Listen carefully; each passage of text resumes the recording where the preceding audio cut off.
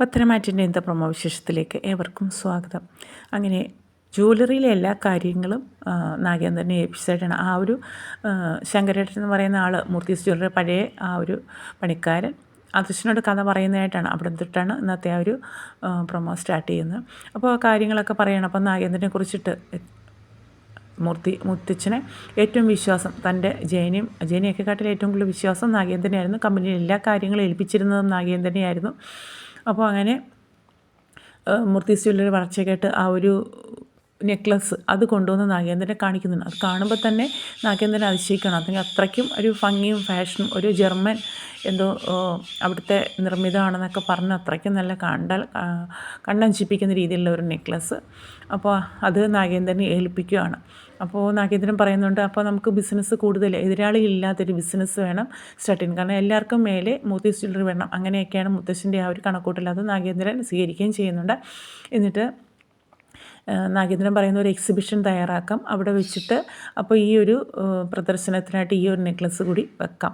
അപ്പോൾ അത് അങ്ങനെ ബിസിനസ് നല്ല രീതിയിൽ വിപുലമാക്കാം എന്നൊക്കെയുള്ള രീതിയിൽ പറയുകയാണ്.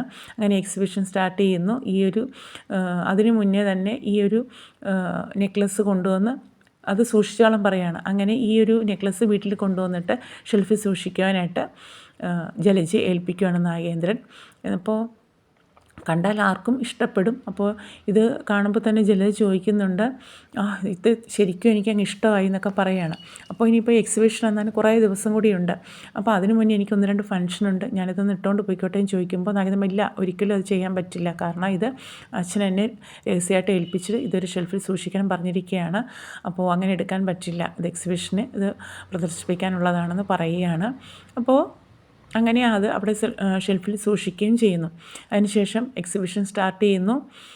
അതുപോലെ തന്നെ ജലജ ചോദിക്കുമ്പോൾ ജലജ പറയുന്നുണ്ട്, ഞാനങ്ങനെ ചോദിച്ചതല്ല. കാരണം ഇതുപോലെ പലതവണയും ജലജ നാഗേന്ദ്രനോട് പല പല സ്വർണ്ണങ്ങൾ ഒക്കെ ആവശ്യപ്പെട്ടതായിട്ടും അതുപോലെ കൊടുക്കാത്ത സമയത്ത് നാഗേന്ദ്രന് നേരെ തിരിഞ്ഞതായിട്ടും ഒക്കെ നാഗേന്ദ്രൻ പറയുന്നുണ്ട്. അപ്പോൾ അതുപോലെ തന്നെ ഇത് സേഫായിട്ട് സൂക്ഷിച്ച് വെക്കുകയും ചെയ്യുന്നു. അതിനുശേഷം എക്സിബിഷൻ വരുന്ന സമയത്ത് ഈ ഒരു നെക്ലസ് പ്രദർശിപ്പിക്കുന്നു. അത് അവിടുത്തെ ഒരു പഴയ പരിചയക്കാരൻ മൂർത്തീസ് ജ്വല്ലറിയുടെ മുത്തശ്ശൻ്റെ പഴയ പരിചയക്കാരൻ പയസ് എന്ന് പറയുന്ന അയാളും വൈഫിനും കാണുമ്പോൾ ഭയങ്കരമായിട്ട് ഇഷ്ടപ്പെടുന്നു. US-ലായിരുന്നു അദ്ദേഹം.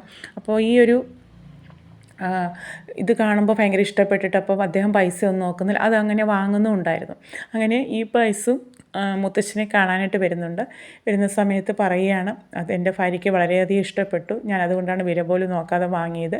ഭാര്യയ്ക്ക് ഇഷ്ടപ്പെട്ടാൽ പിന്നെ വാങ്ങിക്കൊടുക്കാതിരിക്കാൻ പറ്റില്ല എന്നൊക്കെ അയാൾ പറയുന്നത്. US-ലാണ്. അപ്പോൾ മുത്തശ്ശൻ പറയുന്നത് ആരോ ഒരാൾ വാങ്ങിയെന്ന് തന്നെ നാഗേന്ദ്രൻ വിളിച്ച് പറഞ്ഞിട്ടുണ്ട്, പക്ഷേ താനാണെന്ന് ഞാൻ അറിഞ്ഞിരുന്നില്ല. അങ്ങനെ മുത്തശ്ശൻ അവിടേക്ക് നാഗേന്ദ്രൻ വരുന്നു. അപ്പം നാഗേന്ദ്രൻ പറയുന്നുണ്ട്, സാർ ഇദ്ദേഹമാണ് വാങ്ങിയത്. അപ്പോൾ ആരാന്ന് എനിക്ക് മനസ്സിലായില്ല, ഇപ്പോൾ കണ്ടപ്പോൾ മനസ്സിലായി, അങ്ങനെ നേരത്തെ ഒരു പരിചയക്കാരൻ തന്നെയായിരുന്നു എന്നൊക്കെ പറയുകയാണ്. അതിനുശേഷം അങ്ങനെ ഒരു വലിയ ഒരു ബിസിനസ് ഉയർച്ചയാണ് അവിടെ നടന്നിരുന്നത്. അപ്പോൾ അതിന് പ്രശംസിച്ചുകൊണ്ട് നാഗേന്ദ്രൻ ഒരു ഗിഫ്റ്റൊക്കെ എല്ലാവരുടെ മുമ്പിൽ വെച്ച് ജ്വല്ലറി വെച്ച് തന്നെ കൊടുക്കുകയും ഒരു സ്വീകരണം പോലെയൊക്കെ കൊടുക്കുകയൊക്കെ ചെയ്യുന്നുണ്ട്.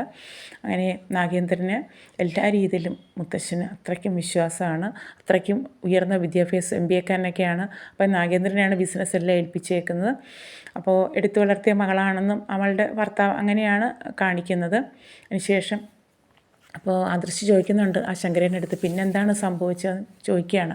അപ്പോൾ അദ്ദേഹം പറയുന്നു, ഈ ഒരു നെക്ലസ് എന്നെ കൊണ്ടുവന്ന് കാണിച്ചിരുന്നു. അപ്പോൾ അത്രയ്ക്കും നല്ല ആ ഒരു സ്വർണ്ണവും കാര്യങ്ങളൊക്കെയാണ്. പക്ഷേ അതുപോലൊന്നും എനിക്ക് പോലും പണിയാൻ പറ്റില്ല, അത്രയ്ക്കും വിചിത്രമായിട്ടായിരുന്നു അതിൻ്റെ പണി. ഏതൊരു സാധനം കൊണ്ടെടുത്താലും അതേപോലെ പണിഞ്ഞു കൊടുക്കുന്ന എനിക്ക് പോലും അത് ചെയ്യാൻ പറ്റില്ല. അതും കൂടി ശങ്കരേട്ടൻ സൂചിപ്പിക്കുന്നുണ്ട്.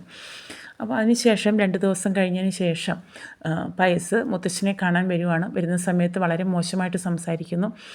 സാർ ഒരിക്കലും ഇങ്ങനെ ചെയ്യുമെന്ന് വിചാരിച്ചില്ല, ഇങ്ങനെ ഒരു പറ്റിപ്പ് വരുമ്പോൾ. അപ്പം മുത്തശ്ശൻ അതിശയിക്കുകയാണ്, എന്താ സംഭവം ചോദിക്കുമ്പോൾ അതിൻ്റെ ഭംഗി ഓരോ ദിവസം കഴിയുന്നവർ മങ്ങിക്കൊണ്ടിരിക്കുകയാണ്, അപ്പോൾ എന്നെ പറ്റിച്ചു. അപ്പോൾ മുത്തശ്ശൻ അതിശയിക്കുകയാണ്, ഇത് മൊത്തം ഏൽപ്പിച്ചിരുന്നത് നാഗേന്ദ്രനെയാണ്, ചാർജെല്ലാം. അപ്പോൾ അങ്ങനെ ചെയ്യുമെന്നുള്ള രീതിയിൽ. അപ്പോൾ അദ്ദേഹം പറഞ്ഞു, ഞാനൊരിക്കലും, അപ്പോൾ വന്ന പൈസ പറയുന്നുണ്ട്, ഇല്ല സാർ അങ്ങനെ ഒരിക്കലും ചെയ്യുമെന്ന് തോന്നിയിട്ടില്ല, പക്ഷേ സാറിന് എന്തോ ചതി പറ്റിയിട്ടുണ്ട്, അത് ഓരോ ദിവസം കഴിയുന്നവർ അതിൻ്റെ ഭംഗി നഷ്ടപ്പെട്ടുകൊണ്ടിരിക്കുകയാണ്, മൂല്യം നഷ്ടപ്പെട്ടുകൊണ്ടിരിക്കുകയാണ് അപ്പോൾ മുത്തശ്ശൻ അത് വാങ്ങി പരിശോധിപ്പിക്കാനായിട്ട് കൊടുക്കുമ്പോൾ കറക്റ്റാണ്, അത് ഡ്യൂപ്ലിക്കേറ്റാണ്. മുത്തശ്ശൻ തന്നെ ആകെ ഷോക്കായി പോവുകയാണ്. പിന്നെ മുത്തശ്ശൻ കാല് പിടിച്ച് പറയുന്നു, ഇത് പുറത്താരും അറിയരുത്, കാരണം ബിസിനസ് അത്ര ഉയർച്ചയിലോട്ട് പോവുകയാണ്, പുറത്തോട്ട് ആരും അറിയരുത്. ഇപ്പോൾ എന്തായാലും ഞാൻ നോക്കാം, CCTV ഒന്നും അന്ന് കൂടുതൽ പ്രചാരത്തിൽ വന്നിട്ടില്ലെങ്കിൽ കൂടി എന്തോ ക്യാമറയൊക്കെ അവിടെ സെറ്റ് ചെയ്തിട്ടുണ്ടായിരുന്നു, ഞാൻ ചെക്ക് ചെയ്ത് നോക്കട്ടെ, ഇത് ഇവിടെ വന്നതിന് ശേഷമാണോ അതോ പുറത്ത് കൊണ്ടുവന്നതിന് ശേഷമാണോ, എപ്പോഴാണ് മാറ്റം സംഭവിച്ചതെന്ന് അറിയണ്ടേ. അങ്ങനെ നാഗേന്ദ്രനെ വിളിപ്പിക്കുന്നു. നാഗേന്ദ്രൻ്റെ അടുത്ത് ഷൗട്ട് ചെയ്യുന്നത് എങ്ങനെ പറ്റി. അപ്പോൾ നാഗേന്ദ്രൻ വീട്ടിൽ ചെന്ന് ജലജയോട് ചോദിക്കുകയാണ്, ഞാനിവിടെ കൊണ്ടുവച്ച നെക്ലസ് നീ എടുത്തിട്ടുണ്ടാകും ചോദിക്കും. ഞാനെടുത്തിട്ടില്ല, എനിക്കങ്ങനെ ശീലമൊന്നുമില്ല, ആരുടെയും സ്വർണ്ണം മോഷ്ടിക്കൽ പരിപാടി. അപ്പോൾ നാഗേന്ദ്രൻ പറയുന്നത്, അതല്ല, പലതവണ ഇതുപോലെ പല കാര്യങ്ങളും എന്നോട് സ്വർണ്ണം പലരുടെയും മേത്ത് കിടക്കുമ്പോൾ നിനക്ക് ആഗ്രഹം തോന്നിയിട്ടുണ്ട്, അപ്പോൾ എന്നോട് പറഞ്ഞിട്ടുമുണ്ട്, അതിന് നടന്നില്ലെങ്കിൽ എന്നോട് മോശമായിട്ട് സംസാരിച്ചിട്ടുമുണ്ട്. അപ്പോൾ അതുകൊണ്ടാണ് ഞാൻ ചോദിക്കും. ഇല്ല, ഞാൻ അങ്ങനത്തുള്ള പരിപാടിയൊന്നും ചെയ്യില്ല, ഞാൻ എടുത്തിട്ടില്ല എന്ന് തറപ്പിച്ച് പറയുകയാണ് ജലജ. പക്ഷേ നീ എൻ്റെ അടുത്ത് ഇടയ്ക്ക് 2 ഫംഗ്ഷന് പോകാനൊക്കെ ഇത് ആവശ്യപ്പെട്ടിട്ടുണ്ടായിരുന്നല്ലോ എന്ന് നാഗേന്ദ്രൻ ചോദിക്കുന്നുണ്ട്. എനിക്ക് ഒരിക്കലും അങ്ങനെ തെറ്റുപറ്റിയിട്ടില്ല, മൂർത്തി സാർ എന്നെ വളരെ വിശ്വാസപൂർവ്വം ഏൽപ്പിച്ചതാണ്, അത് ഇങ്ങനെ ഒരു അബദ്ധം പറ്റിയിട്ടുണ്ട്, വാങ്ങിക്കൊണ്ട് പോയാൽ തിരിച്ചു കൊണ്ടുവന്ന് ഇങ്ങനെ വന്ന് പരാതി പറഞ്ഞിരിക്കുകയാണ് എന്നൊക്കെ പറയുന്നുണ്ട്. പക്ഷേ ജലജ ഒരിക്കലും അത് സമ്മതിച്ചു കൊടുക്കുന്നില്ല. ആ ഒരു രംഗത്തോടുകൂടി, ആ ഒരു കഥയോടുകൂടി അവിടെ വെച്ചിട്ട് ഇന്നത്തെ പ്രൊമോ അവസാനിക്കുകയാണ്. ബാക്കി വിശേഷങ്ങളൊക്കെ നമുക്ക് അടുത്ത പ്രൊമോയിൽ കാണാവുന്നതാണ്. ഇനിയിപ്പോൾ ജലജ തന്നെയാണ് ഇതിൽ വില്ലെത്തി, നാഗേന്ദ്രൻ നിരപരാധിയാണ്. അപ്പോൾ ജലജയോടുള്ള നാഗേന്ദ്രൻ്റെ ഈ ഒരു കടുത്ത വൈരാഗ്യത്തിന് കാരണം ഇത് തന്നെയാണ്, ജലജ ചതിച്ചതാണ് നാഗേന്ദ്രനെ. അതിൻ്റെ വിശേഷങ്ങളൊക്കെ നമുക്ക് വരുന്ന ആഴ്ചയിൽ കാണാവുന്നതാണ്. അപ്പോൾ ഇതുപോലെയുള്ള പുത്തൻ വിശേഷങ്ങൾക്കായിട്ട് പ്ലീസ് ചാനലൊന്ന് സബ്സ്ക്രൈബ് ചെയ്ത് സപ്പോർട്ട് ചെയ്യുക.